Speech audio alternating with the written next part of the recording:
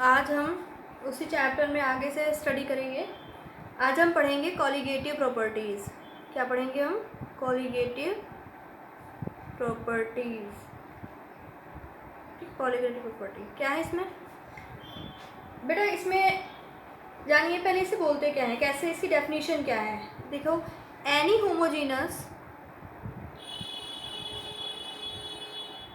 या पहले मैं आपको हिंदी में बता दे रही हूँ कि किसी होमोजीनियस सॉल्यूशन के लिए कॉलिगेटिव प्रॉपर्टीज वो होती है जो सिर्फ और सिर्फ किस पर डिपेंड करती है? सॉल्यूट की क्वांटिटी पर।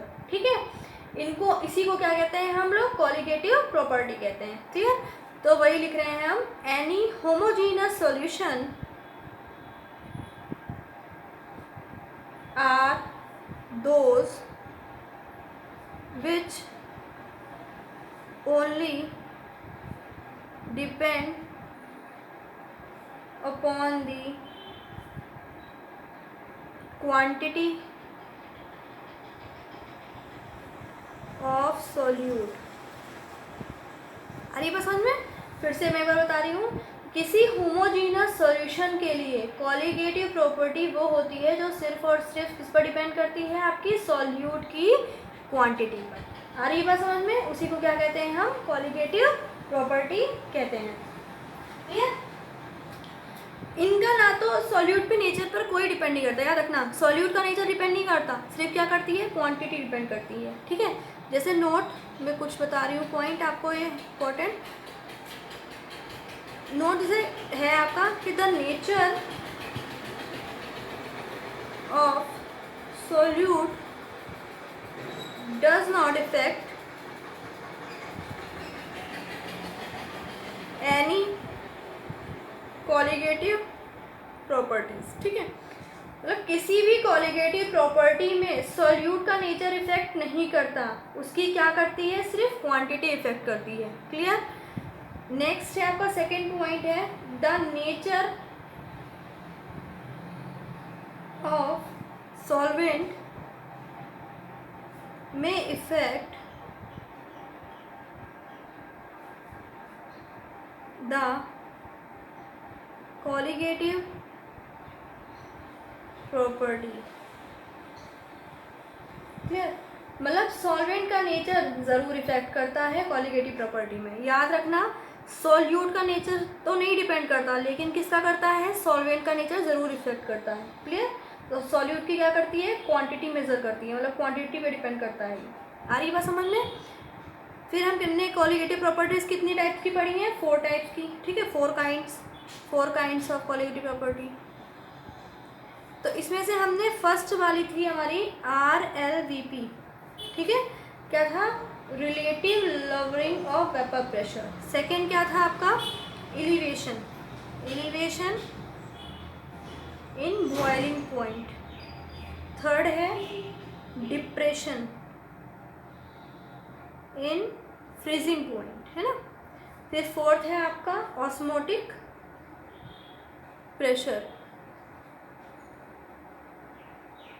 बेटा इसमें जो रिलेटिव लवरिंग वेपर प्रेशर, ये मैं आपको करवा चुकी हूँ। मैंने बीच में जब आपको राउट्स लॉ पढ़ाया था ना, मैं केस 2, तब उसमें है। ठीक है, उसमें मैंने आपको रिलेटिव लवरिंग वेपर प्रेशर समझा दिया है। आज हम शुरू कहाँ से करेंगे? Elevation in boiling point. First आपका है elevation in boiling point. Clear? इसमें क्या होगा बेटा? इसमें जो है हम क्या पढ़ेंगे, यहाँ से ही शुरू करते हैं। सबसे पहले आपको पता होना चाहिए कि जिसकी बात चल रही है, किसकी बात चल रही है? बॉइलिंग पॉइंट की। इसको शुरू करने से पहले हमें ये पता होना चाहिए कि बॉइलिंग पॉइंट किसे कहते हैं। जो आपके दिमाग में आ रहा है इस टाइम, उससे एडवांस एक आपको डेफिनेशन में बता रही हूँ। तो सबसे पहले जानिए कि बॉइलिंग पॉइंट होता क्या है। ठीक है, क्योंकि हमें बॉइलिंग पॉइंट पता चलेगा तभी हमें पता चलेगा कि एलिवेशन ऑफ बॉइलिंग पॉइंट क्या होता है। क्लियर?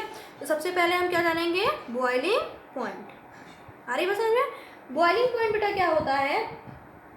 यह किसी भी लिक्विड के लिए अगर आपको बॉइलिंग पॉइंट निकालना है, क्लियर, किसी भी लिक्विड के लिए अगर आपको बॉइलिंग पॉइंट निकालना है तो पर्टिकुलर टेम्परेचर जहाँ पर लिक्विड का वेपर प्रेशर इक्वल हो जाए किसके? एटमॉस्फेरिक के। क्लियर? एटमॉस्फेरिक प्रेशर के इक्वल हो जाए, बात समझ में आ रही है? वेपर प्रेशर इसके इक्वल हो जाए, एटमॉस्फेरिक प्रेशर के इक्वल हो जाए, उसी को हम क्या कहते हैं? बॉइलिंग पॉइंट कहते हैं। ठीक है, फिर से मैं समझा दूंगी आपको। पहले डेफिनेशन लिखते हैं। For any liquid boiling point is that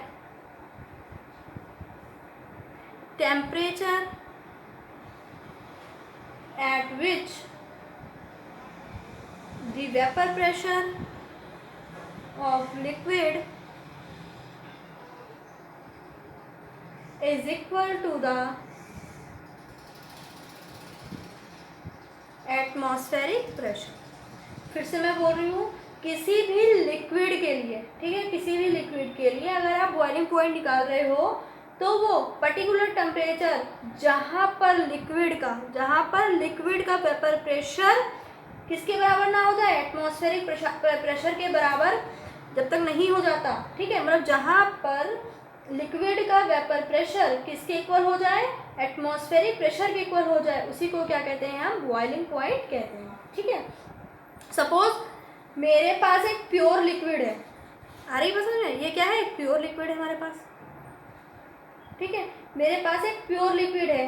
अब हम जानना चाहते हैं कि इसका बॉइलिंग पॉइंट क्या है।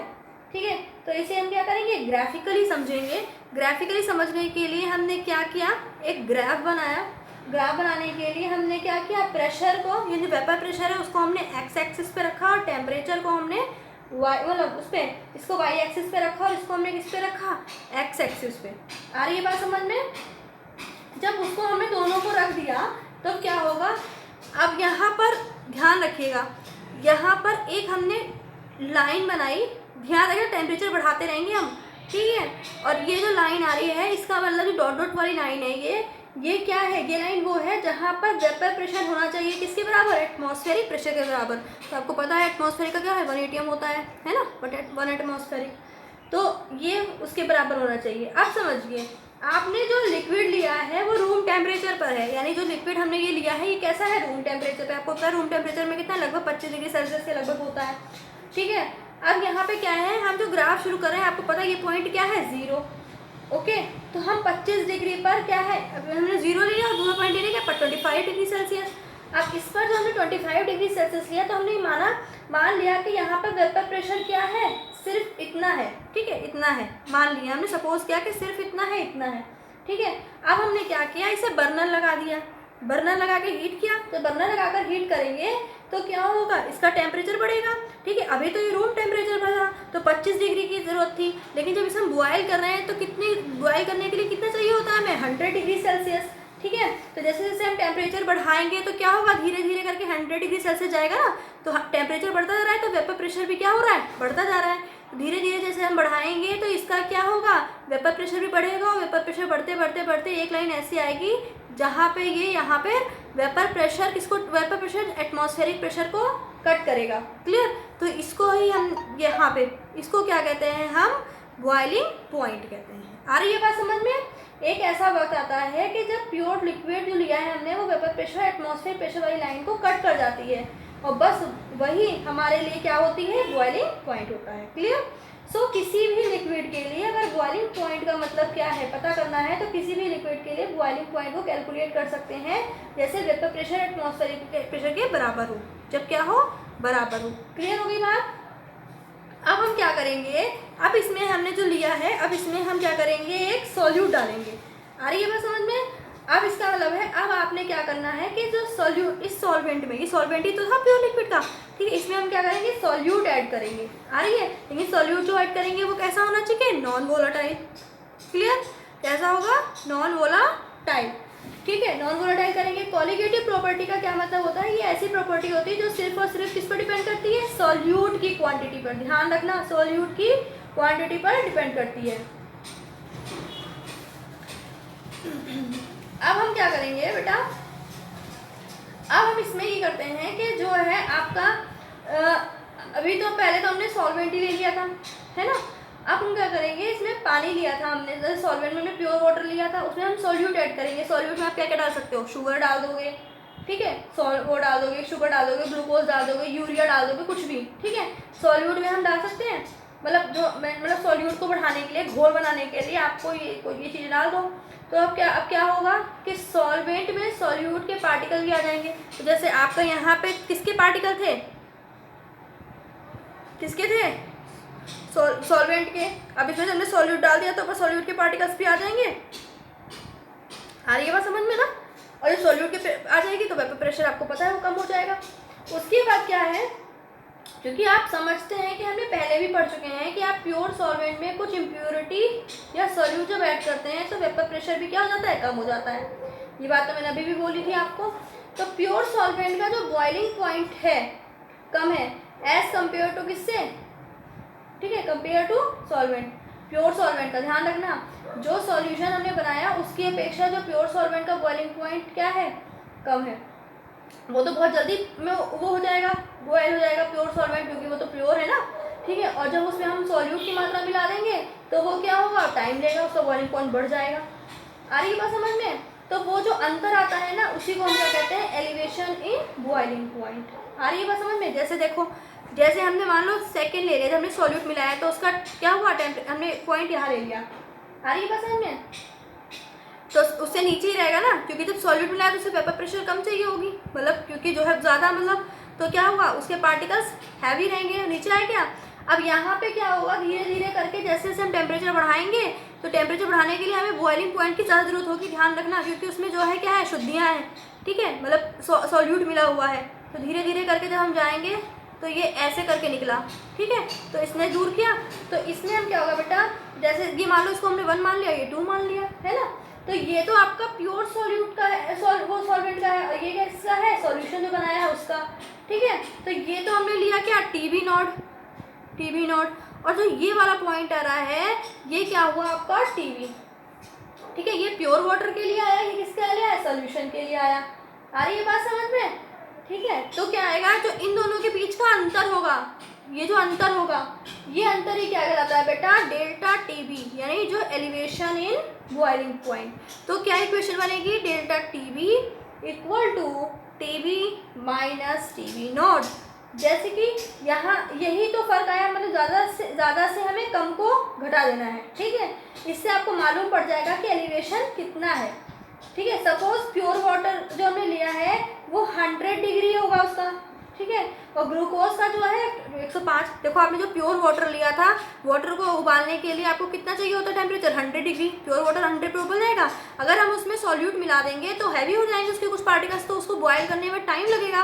तो उसका मान लो टेम्परेचर जो आया वो आया 105। तो हम क्या करेंगे, 105 में से जब 100 को लेस कर देंगे, ज़्यादा में से कम को घटा देंगे तो कितना आएगा, 5 डिग्री सेल्सियस, ठीक है। तो ये आपका जो निकला है, यही क्या निकला है, elevation in boiling point. Clear. Actually एक बात और सोचिए कि एलिवेशन इन बॉइलिंग पॉइंट आया क्यों आया, क्योंकि क्या है, हमने इसमें सॉल्यूट ऐड किया था। इसका मतलब कंप्लीटली जो है, जो सॉल्यूट की क्वांटिटी सॉल्यूट की क्वांटिटी पर डिपेंड कर रहा है। आखिरी बात समझ में है, सॉल्यूट की क्वांटिटी पर डिपेंड कर रहा है elevation.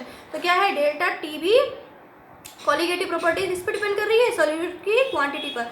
Delta TB is proportional to, क्या होगा, किस पर डिपेंड कर रही है, सॉल्यूट पर ना। तो क्या है, solute to the quantity of solute, the quantity of solute, ठीक है। और क्या लिख सकते हैं इसे, कंसंट्रेशन ऑफ सॉल्यूट, ठीक है। आ रही बात समझ में। अब देखो डेल्टा टीबी लिखा है तो इसको हम सॉल्यूट ऐसे लिख सकते हैं। आ रही है बात समझ में। क्यों लिख रहे हैं बेटा ऐसा, क्योंकि जो है, जो ब्रैकेट में लिखी हुई चीज़ें होती हैं, जो ब्रैकेट में हम लिखते हैं वो क्या होता है, मतलब वो क्या होता है, कंसंट्रेशन की बात हो रही होती है। जो ब्रैकेट में जो चीज़ लिखी होती है उसके लिए क्या हो रहा है, मतलब कंसंट्रेशन की बात हो रही है, जो ब्रैकेट में बंद रहता है जिसके लिए सॉल्यूट की कंसंट्रेशन की बात हो रही है। यहाँ पर कंसंट्रेशन टर्म कौन सी ली है, पहले ये तो देखना पड़ेगा, क्योंकि यहाँ पे जो है हमें कंसंट्रेशन टर्म लेना पड़ेगा, तो वो कौन सी ली है। तो देखिए यहाँ पे जो कंसंट्रेशन टर्म है वो लेनी है, जो बेसिकली मैं आपको बताऊंगी, जो इन्होंने यूज़ करी है हमारे बुक में, ठीक है। तो वही हमें बतानी पड़ेगी, जो कि टेम्परेचर इंडिपेंडेंट हो।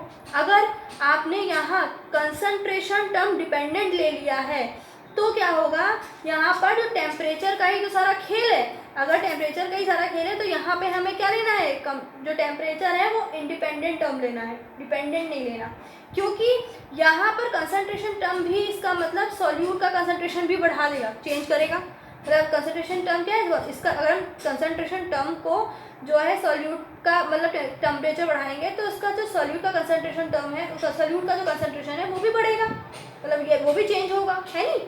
मतलब यही तो कहने का मतलब है कि टेम्परेचर का ही तो सारा खेल है इसमें। अगर कंसंट्रेशन टर्म भी इसका मतलब सॉल्यूट का कंसंट्रेशन भी चेंज हो जाएगा टेम्परेचर के रिस्पेक्ट में, आजकल में टेम्परेचर के रिस्पेक्ट में, तो वो क्या है, तो वो नहीं लेनी हमें। आगे मैं समझ में, अब क्या करेंगे हम तो फाइनली हम क्या लेते हैं, यहाँ पे कंसंट्रेशन टर्म लेते हैं बेटा, कौन सी लेते हैं, मोलैलिटी, क्या लेते हैं, मोलैलिटी। आ रही है समझ में, क्या लेते हैं हम, मोलैलिटी। आपको पता है ये टेम्परेचर इंडिपेंडेंट होता है ना। तो क्या करेंगे, डेल्टा टी बी, इसको हटाने के लिए प्रोपोर्शनल किसका साइन लगाएंगे, के बी का एम। के बी क्या है बेटा, के बी है आपका molar elevation constant of solvent, ठीक है, आ रही बात समझ में। और m क्या है, आपको पता है m है मोलैलिटी, आ रही है। और मोलैलिटी क्या होती है, आपको पता है, mole of solute upon mole fraction into weight of solution, weight of solvent किसमें, केजी में, तो W अपॉन मोल, ठीक है, उसके बाद केजी। आ रही बात समझ में। अब हम क्या करेंगे, जो Kb की जो वैल्यू है, जो m की, इस वाली जो m की वैल्यू है ये वाली, ये किस में रखेंगे, Tb में। तो delta Tb equal to Kb W m0 dot W kg, है ना। अब बेटा अगर देखो kg, अगर kg को हमें ग्राम में बदलना है तो क्या ऊपर किससे कर देंगे, 1000 से मल्टीप्लाई, तो क्या आएगा, delta Tb equal to Kb W into 1000 upon MO, ठीक है, डॉट ग्राम। समझ में आ गया। आपको पता है Kb क्या है, molar elevation constant of solvent, clear. ये क्या है आपका, W mass of solute, MO क्या है, मोलर मास ऑफ सॉल्यूट, और ये क्या है आपका, वेट ऑफ सॉल्वेंट, ठीक है, ग्राम में। अगर 1000 लगा है तो ग्राम में है वेट, और अगर मान लो किलोग्राम होता तो 1000 नहीं होता। ये आपका क्या निकल कर आया है, क्या निकल कर है, elevation in boiling point, clear. अब हम सेकंड क्या पढ़ेंगे, डिप्रेशन इन, मतलब थर्ड पॉइंट है बेटा ये, इन फ्रीजिंग पॉइंट,